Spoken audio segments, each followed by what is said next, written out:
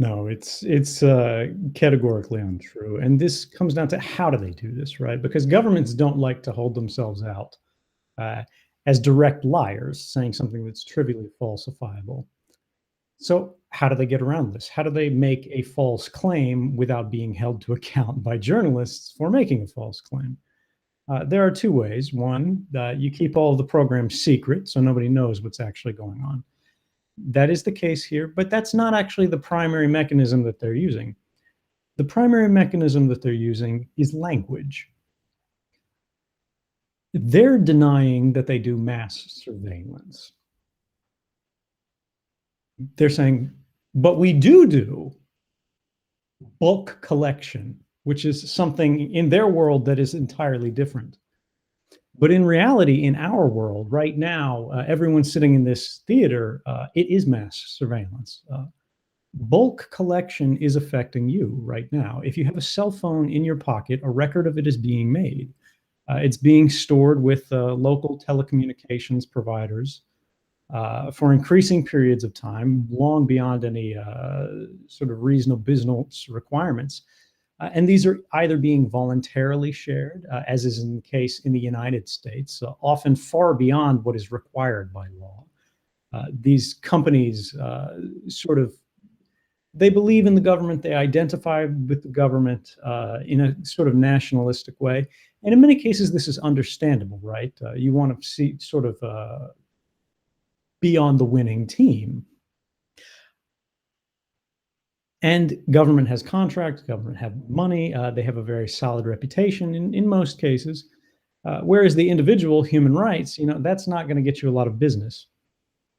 Now, this isn't to criticize business. This is just to sort of understand their perspective. It's a very rational decision for them to overshare voluntarily with governments this kind of data.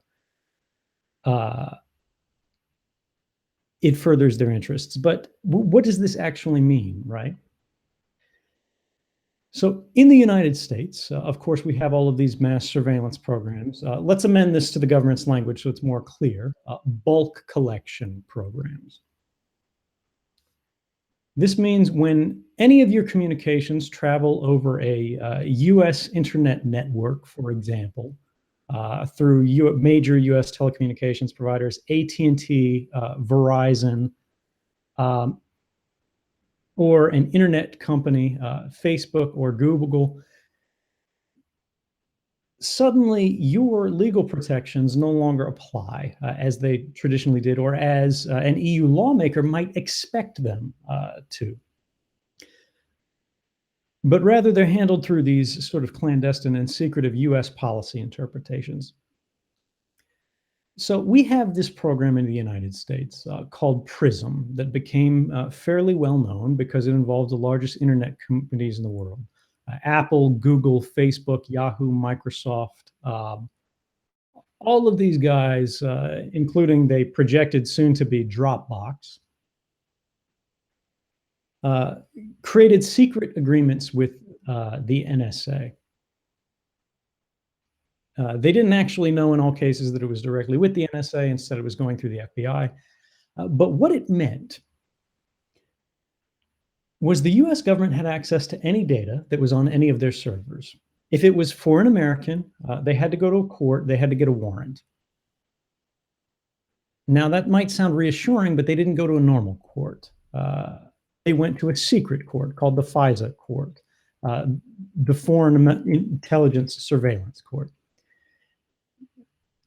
Now, in more than 33 years of processing these government requests, and this is for Americans, mind you, not foreign citizens, primarily, the government asked for permission to sort of do these sort of surveillance requests to get secret warrants, and they were asked about 34,000 times. And of those 34,000 times, this court only said no 11 times. In 33 years. That's what we call a rubber stamp court. It doesn't really matter what they ask or how they ask it. They can just change a little bit of paperwork. If the court says no, the court will eventually say yes.